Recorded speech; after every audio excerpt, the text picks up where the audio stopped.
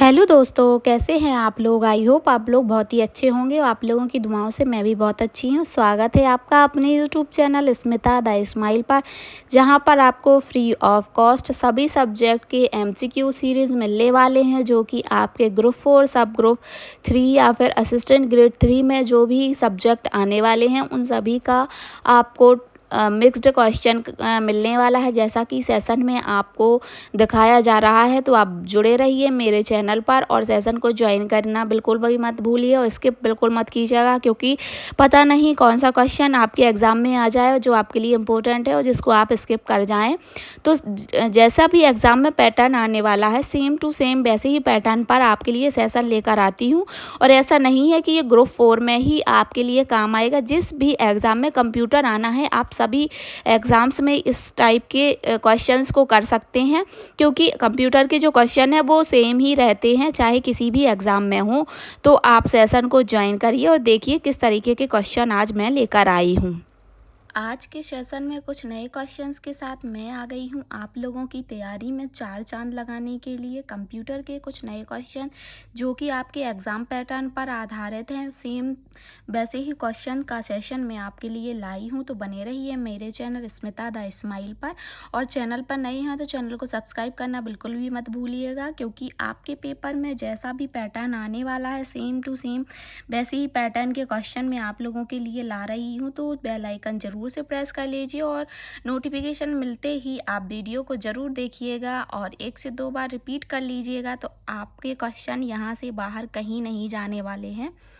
चलिए सेशन को स्टार्ट करते हैं, और आपके जिन जिन फ्रेंड्स ने ये फॉर्म फिल किया हुआ है उनके साथ भी शेयर कर लीजिए, तो वो भी इसका फ़ायदा या लाभ उठा पाएँ, ताकि उनकी भी तैयारी और अच्छे से हो सके। चलिए सेशन को स्टार्ट करते हैं और फर्स्ट क्वेश्चन स्टार्ट करते हैं। क्या दिया गया है फर्स्ट क्वेश्चन। फ्रेंड्स, मैं आप लोगों को ये बताना चाहती हूँ कि जिनका भी exam first day first shift में है वो मुझे ज़रूर से बताइए। उनके लिए कुछ टिप्स मैं ज़रूर दूंगी, तो आप मुझे कमेंट करके बताइएगा कि फर्स्ट डे फर्स्ट शिफ्ट में किस किस का एग्ज़ाम है। और वो मुझसे कमेंट करके बताएंगे तो मैं उनको कुछ टिप्स बताऊंगी। तो इसमें देरी ना करिए, फटाफट से मैसेज करिए और मुझे बताइए। चलिए सेशन को स्टार्ट करते हैं। कंप्यूटर के संबंध में निम्नलिखित में से कौन सा बीपीएस का पूर्ण रूप है। तो यानी पूछ रहे हैं कि कंप्यूटर में जो बीपीएस वर्ड यूज़ किया जाता है उसका फुल फॉर्म क्या है। बिट्स पर सेकंड, बाइट पर सेकंड, बाइनरी पर सेकंड या बिट पर सेकंड। तो बताना है आपको यहाँ पे कि बीपीएस का फुल फॉर्म क्या है कंप्यूटर से रिलेटेड। तो इसका राइट आंसर ऑप्शन ए हो जाएगा, बिट्स पर सेकंड। इसका राइट आंसर होगा ऑप्शन ए, बिट्स पर सेकंड।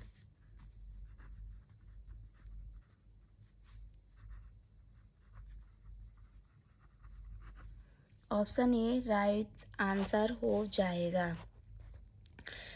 नेक्स्ट क्वेश्चन करते हैं। जो नेक्स्ट क्वेश्चन है वो है, प्रोसेसर का हार्ट जो कई तरह के कार्यों को हैंडल करता है क्या कहा जाता है, किसे कहा जाता है। प्रोसेसर का हार्ट किसे कहा जाता है। एएलयू यानी अर्थमेटिक लॉजिक यूनिट, और मदरबोर्ड, या फिर कंट्रोल मॉड्यूल, या फिर मेमोरी। तो जो क्या बोलते हैं प्रोसेसर का हार्ट वो किसे कहा जाता है जो कई सारे कार्य को, जैसे कि देखिए मैं बताती हूँ आपको। प्रोसेसर या जो सीपीयू होता है उसके अंदर क्या होता है, इधर पे होता है सीयू यानी कंट्रोल यूनिट, और यहाँ पे मेमोरी यानी रजिस्टर होते हैं, और यहाँ पे होता है एएलयू। ठीक है। तो जो एएलयू है वो जो क्या बोलते हैं कि सीयू जो सभी प्रोसेसिंग को कंट्रोल करने का काम करता है, और जब प्रोसेसिंग के लिए कोई डाटा आता है तो वो मेमोरी में रखा जाता है, और जिस मेमोरी में थोड़े से टाइम के लिए प्रोसेसिंग के लिए रखा जाता है उसे रजिस्टर कहते हैं। और जो प्रोसेसिंग का काम है, जैसे कि अर्थमेटिक एंड लॉजिक जो इंफॉर्मेशंस हैं या फिर जो लॉजिक और अर्थमेटिक कंडीशन होती हैं उनका कार्य एएलयू द्वारा किया जाता है।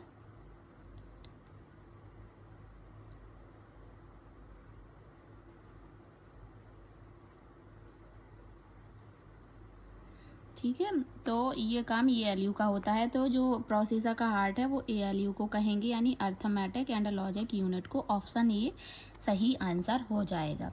चलिए नेक्स्ट क्वेश्चन पे बढ़ते हैं। यदि कंप्यूटर आवश्यकता पड़ने तक डाटा रखना चाहता है तो कौन सा विकल्प सही होगा? तो जब कंप्यूटर आवश्यकता पड़ने तक, यानी कभी भी जब भी आवश्यकता पड़े लाइफ टाइम में, तो उसको रखने के लिए जो विकल्प होता है उसके बारे में पूछ रहा है, यानी कि मेमोरी के बारे में पूछा जा रहा है जहाँ पर सेव करके डाटा को रखा जाता है। तो वह कौन सा विकल्प है? क्या CPU में होता है वो, या फिर कीबोर्ड में, या फिर मेमोरी चिप, या फिर लोकेटर डिवाइस? तो देखिए, डाटा को सेव करके रखना मेमोरी में रखा जाता है, और यहाँ ऑप्शन से ही आपको क्लियर हो रहा होगा कि जो मेमोरी चिप है उसमें डाटा को परमानेंटली सेव करके रखा जाता है। जब भी आवश्यकता पड़े तब उस डाटा का यूज़ कर सकते हैं। तो जो ऑप्शन सी है वो राइट आंसर हो जाएगा, मेमोरी चिप्स। यहाँ पे डाटा को आवश्यकता पड़ने तक सेव करके रखा जा सकता है। तो राइट आंसर ऑप्शन सी होगा। नेक्स्ट क्वेश्चन पे बढ़ते हैं। क्षमता, गति और विश्वसनीयता के आधार पर कितने प्रकार के डिजिटल कंप्यूटरों को वर्गीकृत किया जा सकता है?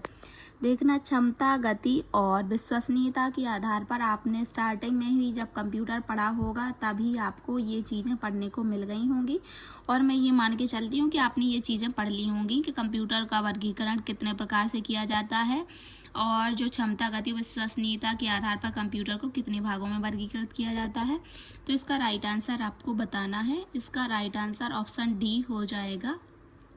4 भागों में वर्गीकृत करते हैं कंप्यूटर को। तो देखना, एक जनरेशन के आधार पर भी कंप्यूटरों को वर्गीकृत किया जा सकता है। बाकी यहाँ पे जो पूछ रहे हैं उसके अकॉर्डिंग 4 प्रकार से वर्गीकृत कर सकते हैं। उसमें सबसे पहले कौन सा आएगा? सुपर कंप्यूटर,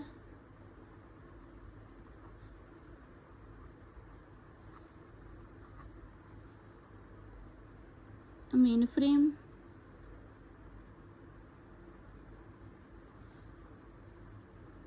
और फिर मिनी,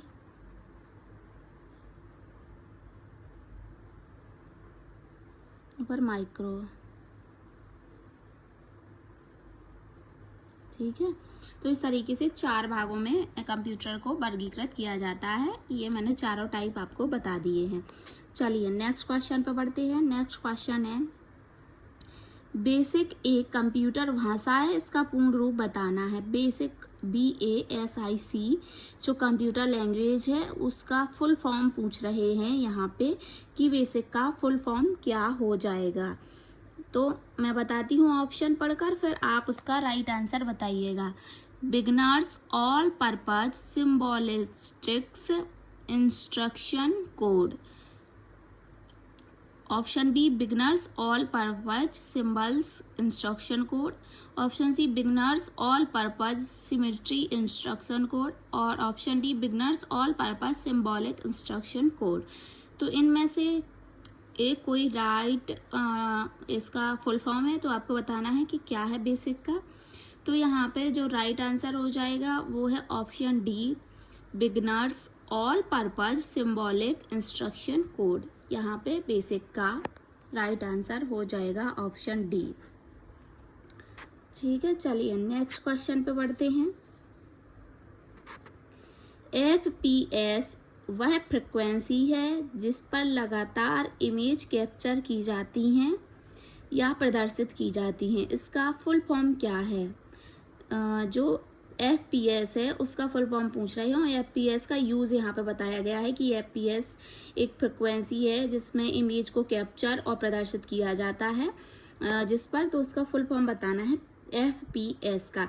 यहाँ पे देखिए, एक क्वेश्चन के साथ 2 क्वेश्चन आपको मिल गए हैं कि FPS का वर्क क्या है और FPS का फुल फॉर्म बताना है। फाइल पर सेकंड, फ्लो पर सेकंड, फ्लॉप पर सेकंड, फ्रेम पर सेकंड। तो जो इसका राइट आंसर है वो ऑप्शन डी हो जाएगा, फ्रेम पर सेकंड। देखिए, पिक्चर्स जो कैप्चर की जाती हैं वो फ्रेम के अकॉर्डिंग की जाती हैं, तो ऐसे आपको इसका ट्रिक बना लेना है कि फ्रेम पर सेकंड इसका फुल फॉर्म हो जाएगा। तो ऑप्शन डी राइट आंसर है। चलिए नेक्स्ट क्वेश्चन पे बढ़ते हैं। निम्न में से कौन सा हार्डवेयर का उदाहरण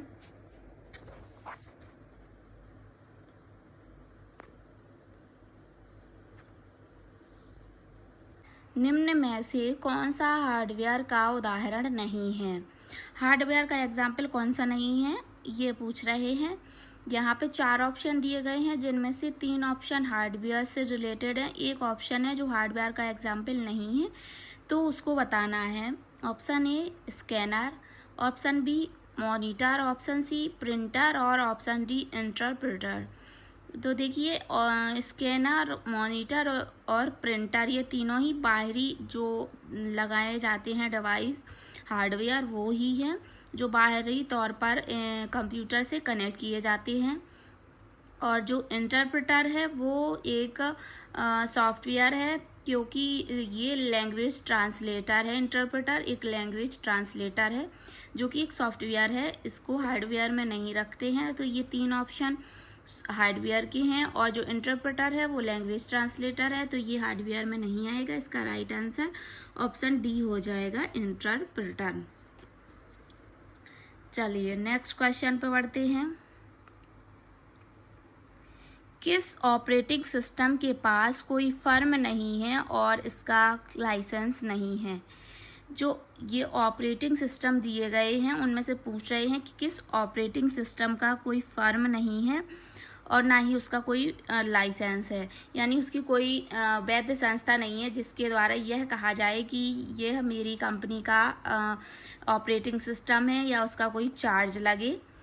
तो इस तरीके का वो फ्री ऑफ कॉस्ट रहता है। तो उसके लिए पूछा जा रहा है विंडोज, मैक, यूनिक्स या फिर कोई नहीं। देखिए जो विंडोज है वो माइक्रोसॉफ्ट कंपनी का है, माइक्रोसॉफ्ट कंपनी का है, ठीक है। और जो मैक है वो एप्पल का है, एप्पल कंपनी का ऑपरेटिंग सिस्टम है। और जो यूनिक्स है यही इसका राइट आंसर हो जाएगा। इसका कोई वैध फर्म नहीं है और ना ही इसका कोई लाइसेंस है, ये फ्री ऑफ कॉस्ट मिलते थे पहले, तो ये ही इसका राइट आंसर हो जाएगा, option C Unix.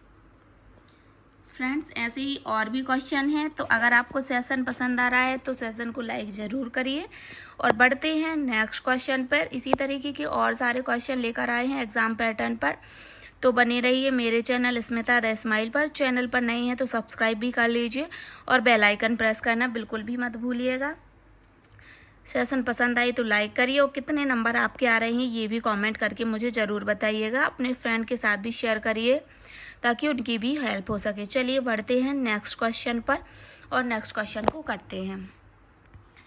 Next question है, किसने स्टोर प्रोग्राम कंप्यूटर की अवधारणा पेश की जो डेटा के साथ साथ मेमोरी में प्रोग्राम को स्टोर या संग्रहित करने में सक्षम था? पूछ रहे हैं कि स्टोर प्रोग्राम की अवधारणा यानी मेमोरी स्टोर, मैं सिंपल लैंग्वेज में बता दूं तो जो मेमोरी का यूज़ सबसे पहले किसने किया या सबसे पहले किसने बताया कि मेमोरी नाम से कोई चीज़ हो सकती है जिसमें डाटा को स्टोर कर सकते हैं, तो ये अवधारणा सबसे पहले किसने दी, यानी कंप्यूटर्स में जो मेमोरी का यूज़ है वो सबसे पहले किसने किया? एलन ट्यूरिंग ने, हरमन हेलोरेथ ने, जॉन वॉन न्यूमैन ने या फिर ब्लेज पास्कल ने? तो यहाँ पे बताना है आपको कि किसने सबसे पहले मेमोरी का यूज़ किया, मेमोरी की जो प्रोग्राम है वो किसने सबसे पहले दिया, किसने मेमोरी की अवधारणा दी वो बताना है। तो जो ऑप्शन सी है वो राइट आंसर हो जाएगा। जॉन वॉन जो न्यूमैन थे इन्होंने ही सबसे पहले मेमोरी की अवधारणा दी, इनका ही योगदान है मेमोरी को लाने में। तो राइट आंसर ऑप्शन सी हो जाएगा, जॉन वॉन न्यूमैन। चलिए नेक्स्ट क्वेश्चन पे बढ़ते हैं। किसी चित्र में सूचनाओं को छिपाने के लिए किस तकनीक का प्रयोग किया जाता है? चित्र में सूचनाओं को छिपाने के लिए, यानी जो कोई सूचना है उसको चित्र के थ्रू छिपाने के लिए ताकि कोई हैकर उसको हैक ना कर पाए, अगर हैक कर भी ले तो उसको चीज़ें समझ में ना आए, कि जो इन्फॉर्मेशन चाहिए वो डायरेक्ट ना उसको मिल पाए, इसलिए कोई सिंबॉलिक पैटर्न यूज़ किया जाता है। उसका नाम पूछ रहे हैं तो क्या कहते हैं उसको? क्रिप्टोग्राफी, फॉरेंसिक स्टेगनोग्राफी या फिर छवि प्रतिपादन। तो देखिए क्रिप्टोग्राफी भी ऐसा एग्जाम्पल है, बाकी यहाँ पे जो पूछ रहे हैं जिसके बारे में वो है स्टेगनोग्राफी।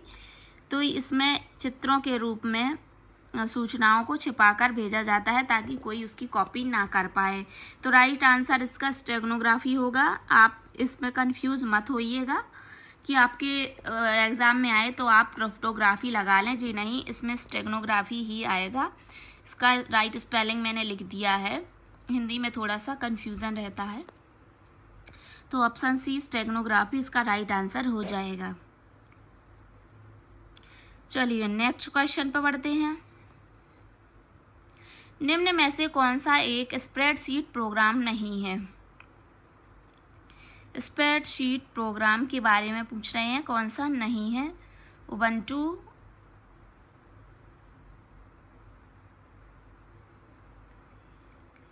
कैल्सी, एक्सेल और विजिकैल्सी। तो जो स्प्रेडशीट है वो एक्सेल को ही स्प्रेडशीट बोलते हैं। इसके 3 नाम, ये तीनों ही इसी के नाम है, कैल्सी, एक्सेल और विजिकैल्सी। और जो उबंटू है वो अलग है। तो यहाँ पे ऑप्शन ए राइट आंसर हो जाएगा। जो स्प्रेडशीट प्रोग्राम नहीं है, एक ऑपरेटिंग सिस्टम है, सिस्टम सॉफ्टवेयर है, सॉरी। तो राइट आंसर ऑप्शन ए हो जाएगा।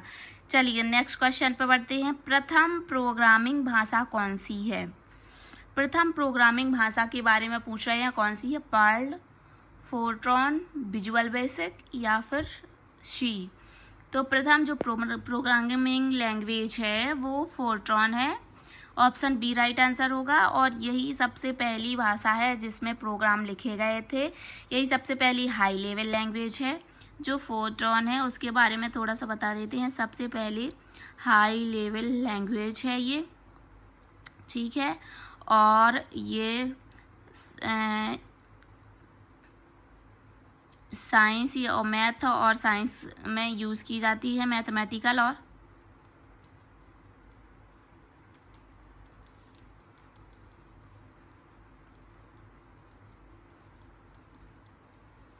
कंडीशंस को सॉल्व करने में फोर्ट्रॉन लैंग्वेज का यूज़ किया जाता है।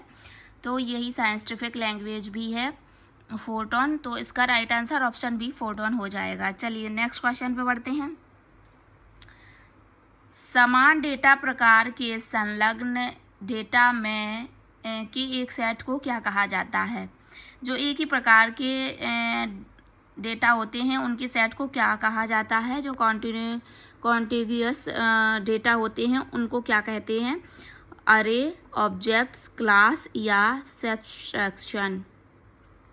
तो समान डेटा प्रकार के संलग्न डेटा को, मतलब एक ही प्रकार के डेटा जो एक साथ लगे हुए हैं कॉन्टिन्यूअस, तो उनको क्या कहेंगे? तो उनको कहते हैं अरे। तो इसका राइट आंसर ऑप्शन ए हो जाएगा, अरे, जो कि समान एक जैसे डेटा के संलग्न डेटा को के सेट को कहा जाता है। एक जैसे डेटा के सेट को अरे कहते हैं, ठीक है। सिंपल सा यही हो जाएगा। चलिए नेक्स्ट क्वेश्चन पे बढ़ते हैं। जो नेक्स्ट क्वेश्चन है वो है, वेब पेज किस भाषा में लिखा जा सकता है? वेब पेज जिस भाषा में लिखा जा सकता है उस भाषा के बारे में पूछ रहे हैं कि किस भाषा में लिख सकते हैं वेब पेज को। तो बताना है वेब पेज को C++ या सी लैंग्वेज में, या फिर फोर्ट्रॉन में, या फिर SQL में, या फिर HTML में, किस लैंग्वेज में वेब पेज को लिख सकते हैं।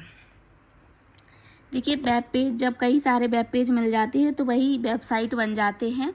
और जो वेब पेज में जो लैंग्वेज यूज़ की जाती है वो है HTML। तो ऑप्शन डी राइट आंसर हो जाएगा। यहाँ पर मैं HTML का फुल फॉर्म बता देती हूँ।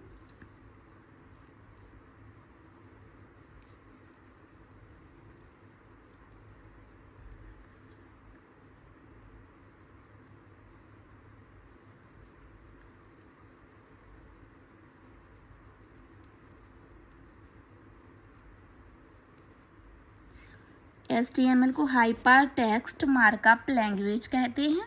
इसका full form hyper text markup language है। तो वेब पेज जिस भाषा में लिखा जाता है वो है HTML। Right answer option D हो जाएगा। चलिए नेक्स्ट क्वेश्चन पर बढ़ते हैं। निम्नलिखित में से कौन सा बाइनरी संख्या प्रणाली का उदाहरण है?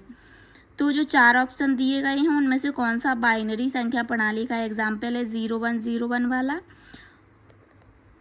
ABCD वाला, या फिर 89056, या फिर ऑप्शन डी। तो यहाँ पे आपको बताना है कि कौन सा जो क्या बोलते हैं बाइनरी संख्या प्रणाली का एग्जाम्पल है वो बताना है। तो ऑप्शन ए राइट आंसर हो जाएगा, 0101 वाला। तो जो बाइनरी लैंग्वेज देखिए ना, यहाँ पे मैं बता देती हूँ, बाइनरी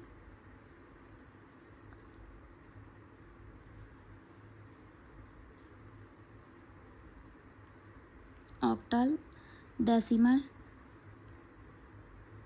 और हेक्साडेसिमल, ठीक है। ये 4 वैरायटी होती हैं जिनमें 01 का यूज़ किया जाता है, यानी 2 डिजिट होते हैं इसमें, और इसमें ऑक्टल में 8 डिजिट होते हैं जिसमें 0 से 7 तक संख्याएं होती हैं, और डेसिमल में 10 डिजिट होते हैं जहाँ 0 से 9 तक होती हैं संख्याएं, यानी 10 डिजिट। और जो हेक्साडेसिमल है उसमें 16 डिजिट होते हैं जिसमें 0 से 9 तक संख्याएं और ए से एफ तक अल्फ़ाबेट्स होते हैं। तो ये ऑप्शन बाइनरी का है, ये हेक्साडेसिमल का है, और ये डेसिमल का है, और ये भी डेसिमल का है, ठीक है। तो मैंने आपको बता दी है, आपको क्लियर हो गए होंगे। चलिए, इसका राइट आंसर ऑप्शन ए हो जाएगा बाइनरी में, जिसमें 0 और 1 दो ही अंक यूज़ करते हैं। यहाँ पे 0 से 1 तक 2 अंक यूज़ करते हैं, 0 से 1 तक, ठीक है। चलिए नेक्स्ट क्वेश्चन पर बढ़ते हैं। IPS का फुल फॉर्म पूछ रहे हैं। IPS का पूर्ण रूप क्या होगा? Internet service provider, internet server, internet serial provider, internal service provider. बताना है IPS का फुल फॉर्म। तो जो ऑप्शन ए है और ऑप्शन डी, इनमें बहुत कन्फ्यूज़न होगी। यहाँ पे इंटरनेट सर्विस प्रोवाइडर, यहाँ पे इंटरनल सर्विस प्रोवाइडर दिया गया है। तो जो ऑप्शन ए है वो राइट आंसर हो जाएगा। इंटरनेट सर्विस प्रोवाइडर IPS का फुल फॉर्म है, जो इंटरनेट सर्विस प्रोवाइड कराती हैं, इंटरनेट की सुविधाएं प्रदान करती हैं, उसको बोलते हैं IPS। तो राइट आंसर ऑप्शन ए हो जाएगा, इंटरनेट सर्विस प्रोवाइडर। चलिए नेक्स्ट क्वेश्चन पे बढ़ते हैं। निम्नलिखित में से कौन सा लैन का एक लाभ है? लैन के बेनिफिट्स के बारे में पूछ रहे हैं। क्या है? डेटा का स्वतः मूल निर्धारण करना, पेरिफेरल को साझा करना, संपूर्ण डेटा सहेजना, डेटा का बैकअप लेना। तो लैन का जो प्रॉफिट है, जो बेनिफिट है, वो बताना है। तो इसका राइट आंसर ऑप्शन बी हो जाएगा, पेरिफेरल डिवाइस को शेयर करना। जो बाहरी तौर पर पेरिफेरल डिवाइस लगाई जाती हैं, जैसे कि प्रिंटर, स्कैनर वगैरह, तो इनको एक से अधिक कंप्यूटर एक साथ यूज़ कर पाएँ तो उसके लिए लैन का यूज़ कर सकते हैं। जो बाहरी तौर पर पेरिफेरल डिवाइसेस लगा दी जाती हैं, उनका यूज़ एक साथ 2-3 कंप्यूटर कर पाएँ तो उसके लिए लैन का यूज़ करते हैं, यही इसका प्रॉफिट है। तो राइट आंसर ऑप्शन बी हो जाएगा, पेरिफेरल डिवाइसेस को शेयर करना। ये सेशन का लास्ट क्वेश्चन था। आपको सेशन कैसे लगा ये ज़रूर बताइए। सेशन अच्छा लगा है तो लाइक ज़रूर करिए ताकि मुझे भी मोटिवेशन मिले और इसी तरीके के नए नए वीडियो आप लोगों के लिए लेकर आए हूँ। तो चैनल पर नए हैं तो चैनल को सब्सक्राइब करना बिल्कुल भी ना भूलिए, बेल आइकन प्रेस करना बिल्कुल भी ना भूलिए, अपने फ्रेंड के साथ शेयर करना तो बिल्कुल भी मत भूलिएगा, ताकि आपके साथ साथ उनकी भी हेल्प हो सके। मिलते हैं इसी तरीके के नेक्स्ट सेशन के साथ। तो तब तक के लिए आप वेट करिए और अपनी तैयारी को आगे बढ़ाते रहिए, डिटेल पढ़ते रहिए। प्रैक्टिस के लिए मैं सेशन आप लोगों के लिए लाती रहूँगी, तो आपको हेडेक लेने की कोई ज़रूरत नहीं है। आप सिर्फ मेरे चैनल पर बने रहिएगा, आपको टॉपिक वाइज और मिक्स्ड क्वेश्चन का सेशन मिलता रहेगा। तो मिलते हैं नेक्स्ट वीडियो में। तब तक के लिए अपना ख्याल रखिए, तैयारी को अच्छा करते रहिए और खाना पीना खाते रहिए। Take care, bye bye, thank you for watching.